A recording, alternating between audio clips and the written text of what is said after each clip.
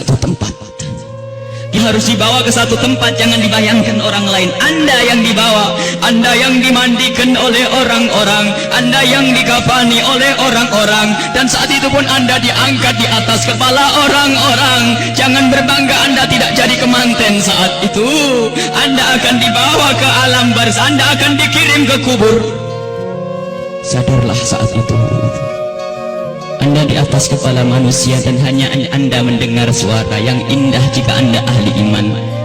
Orang yang bersama kita mengucapkan kalimat indah, La ilaha illallah, La ilaha illallah, La ilaha illallah, La ilaha illallah, La ilaha illallah. Ketahuilah, jika ahli iman yang dibawa di atas kepala manusia mendengar la ilaha illallah, terhibur hatinya, dan alangkah bahagianya. Akan tetapi jika dia bukan ahli iman, dia akan menyesal, kenapa aku tidak bisa mengucapkan la ilaha illallah di hatiku. Dia akan dikirim ke alam barzah, Anda, kami akan dikirim ke kubur, dan kita pun dibawa oleh orang-orang. Sadarlah, dan setelah kita sampai di kubur, orang-orang ternyata sudah menyiapkan kita liang lahat. Di situ telah digalikan oleh orang-orang buat kita, dan tidak lama kemudian orang ada yang memeluk kita, ada yang merangkul kita, dan itu ternyata rangkulan untuk melepaskan kita di kubur. Kita akan dibawa, dimasukkan ke kubur dengan pelan, dan dimasukkan ke kubur dengan pelan. Mana kasur empuk yang pernah kita bangga-banggakan, mana mobil mewah yang kita bangga-banggakan, mana rumah megah yang kita bangga-banggakan itu. Jika ada yang berpesan kepada anak istrinya, tolong bawakan aku bantal yang empuk, tidak akan dibawakan, karena itu bukan milik Anda lagi. Anda tidak berhak lagi memiliki itu semua, dan yang akan Anda bawa justru yang pernah Anda berikan di saat Anda hidup, bukan yang Anda simpan. Anda akan masuk liang lahat. Sadarilah ini, Anda akan masuk liang lahat, dan wajah yang di saat Anda dicaci orang marah, di saat Anda diejek orang marah karena Anda merasa dihinakan, ketahuilah wajah yang Anda sombongkan saat itu ternyata harus ditarik kainnya dan ditempelkan ke bumi, tanah asal kita, ditempelkan kita ke bumi. Dan setelah itu pelan ada orang yang menabur di atas kepala kita dengan debu, 1 kali, 2 kali, 3 kali, dan setelah kita 3 kali bukan taburan, tapi akan ditumpahkan air tanah di atas kepala kita, ditumpahkan tanah dan ditumpahkan tanah, sehingga yang kita ketemukan adalah gelap gulita di alam kubur. Seperti yang disabdakan oleh Nabi Muhammad, sungguh saat itu orang di dalam kubur bisa mendengar terompah kaki orang yang berjalan di atas kepalanya. Dan saat itu pun Anda, kami mendengar orang-orang berjalan, Anda dan kami mendengar orang yang melangkah semakin lama semakin jauh, dan ternyata hanya tinggal beberapa orang. Itu anak-anak kita, itu istri kita, itu suami kita, dan mereka pun ternyata tidak mau bertahan lebih dari setengah jam. Setelah itu pun mereka melangkahkan kaki, dan suara kaki itu semakin jauh. Dan ketahuilah, saat inilah kita memetik amal perbuatan kita di dunia. Saat inilah kita akan merasakan apa yang pernah kita tanam waktu kita hidup di dunia. Anda ahli salat, Anda ahli ibadah, ketahuilah sebelum kedatangan malaikat mungkar nakir, ternyata Anda banyak yang menziarahi Anda, banyak yang datang. Ada yang mengucapkan salam, Assalamualaikum. Anda menjawab, Waalaikumsalam, siapa engkau? Suara itu menjawab, aku adalah sholat malammu dulu. Ada lagi yang datang mengucapkan salam, Assalamualaikum. Lalu Anda menjawab, Waalaikumsalam, siapa engkau? Aku adalah sedekahmu dulu. Assalamualaikum. Lalu Anda menjawab, Waalaikumsalam, siapa engkau? Dia menjawab bahwasanya aku adalah kemaksiatan yang pernah engkau tinggal, aku adalah baktimu kepada orang tuamu, aku amal-amal soleh ternyata pada berdatangan, amal-amal soleh berdatangan menemani Anda, bersama Anda saat itu. Dan ketahuilah, Anda tidak akan gentar dan tidak akan takut di saat berhadapan dengan makhluk Allah yang bernama malaikat mungkar dan nakir. Anda tidak takut lagi saat itu, karena Anda ditemani amal-amal baik. Maka di saat malaikat Munkar Nakir datang, Anda pun tidak bergetar, Anda pun tidak gentar, Anda tidak takut. Dan saat itu malaikat pun menampilkan sesuatu yang indah.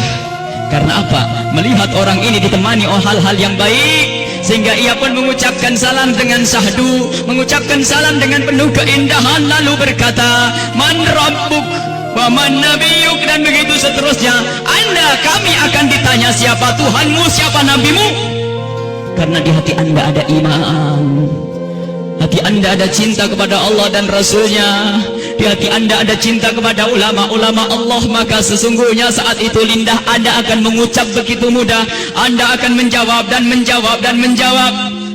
Dan setelah selesai pertanyaan ini, dan inilah akhir daripada ujian kita tuh, dari alam dunia menuju alam barzah.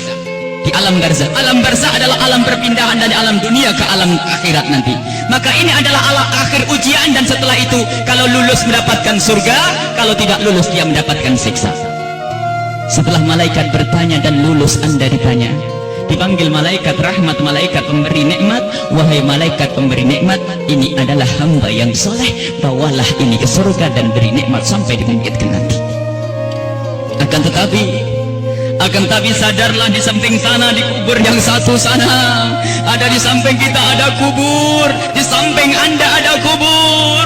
Dan di saat orang ini dikubur dan ditinggal oleh keluarganya, ternyata saat itu telah berdatangan sesuatu yang sangat mengerikan, dengan suara yang sangat menyeramkan. Seseram-seram suara di dunia tidak pernah didengar. Seperti saat ini, suara yang sangat mengerikan dan menyeramkan, ketahuilah. Lalu orang ini bertanya, siapa engkau? Suaramu sungguh mengerikan. Suara itu menjawab, aku adalah zina yang pernah engkau lakukan dulu. Suara lebih seram lagi. Lalu orang ini bertanya, siapa engkau? Aku adalah tali persaudaraan yang pernah engkau putus dulu. Siapa engkau? Aku adalah salat yang pernah engkau tinggal. Siapa engkau? Aku adalah durhakaku kepada suamiku. Siapa engkau? Aku adalah tempelengan kepada istrimu. Siapa engkau? Aku adalah dusta, dan seterusnya dan seterusnya.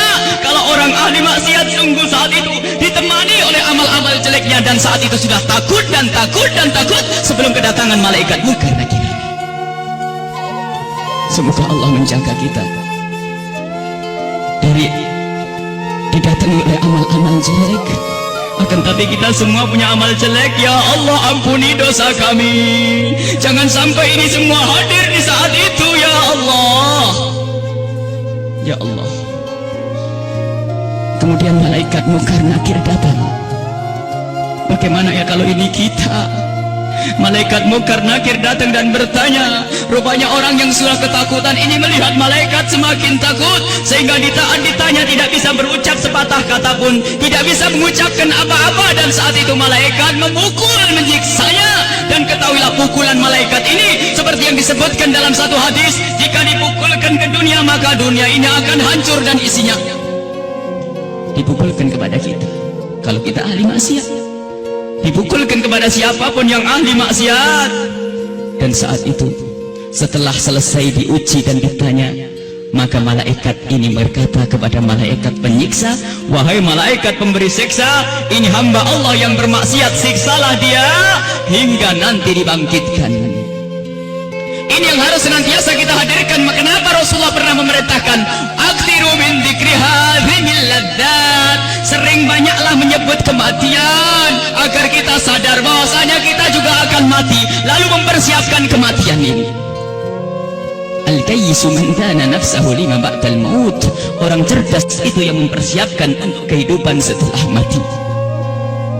Seorang sahabat bertanya kepada Nabi Muhammad, ya Rasulullah, ayyun nasi akyas, orang apa yang paling cerdas ya Rasulullah? Dijawab, aktaruhum lil mauti dzikra, yang paling sering menyebut kematian, yang paling sering mengingat kematian. Wa ahsanuhum lima ba'dahu istidada, yang paling banyak untuk mempersiapkan setelah kematian. Itu adalah orang-orang cerdas. Dan ketahuilah, siapapun yang selalu ingat kematian, itu akan semakin indah tingkah lakunya. Jangan dianggap kalau ingat kematian orang ini akan cemberut. Jangan dianggap kalau orang kematian dia akan selalu muram. Tidak. Orang yang selalu keinget kematian akan semakin indah di dalam berinteraksi dengan sesama. Dia tahu bahasanya senyum kepada istri itu pahala, maka dia akan sering senyum. Dia tahu bahasanya menghargai suami adalah pahala, maka dia akan menghargai suami. Dia ngerti bahasanya tegur sapa, sopan santun, saling kasih dan cinta kepada tetangga itu menghadirkan pahala, maka dia akan bersopan santun dan bersaling kasih. Maka orang yang sering mengingat kematian itu akan menjadikan dia semakin baik di dalam kehidupan ini. Kalau ternyata ada orang mulutnya tajam, tangannya suka mukul orang, yakinlah bahwa dia lupa bahasanya dia akan mati, atau ingat mati tapi tidak sadar bahasanya itu semua akan dituntut setelah kematian. Maka mari kita mengingat kematian agar hidup kita semakin indah di dunia ini. Semua yang kita lakukan di dunia ini akan kita petik buahnya di akhirat. Udhkuru aktiru min dzikri hadimil ladzat. Hadis yang diriwayatkan oleh Imam Tirmidzi dan Ibnu Hibban. Bahasanya, perbanyaklah engkau menyebut kematian. Bahkan banyak sekali Rasulullah memerintahkan satu amalan tujuannya agar mengingat kematian, termasuk ziarah kubur. Fa innaha tudzakirukumul maut, karena ziarah kubur itu mengingatkan orang-orang yang mengingatkan kita kepada kematian. Menyebut orang yang telah mendahului kita dalam iman, mengingatkan kita kepada kematian. Membaca manaqibnya orang-orang saleh, orang-orang saleh itu juga mengantarkan kita agar ingat kematian. Bisakah kita menyusul kepada Imam Syekh Abdul Qadir Al-Jailani? Bisakah kita bisa menyusul Syekh Al-Imam Al-Haddad? Bisakah kita menyusul Sayyidina Al-Baqi Al-Muqaddam dan seterusnya? Ingatlah kematian. Bahkan sampai di saat hendak tidur Rasulullah selalu mengingatkan, hendak tidur ingatlah mati, hendak tidur ingatlah mati.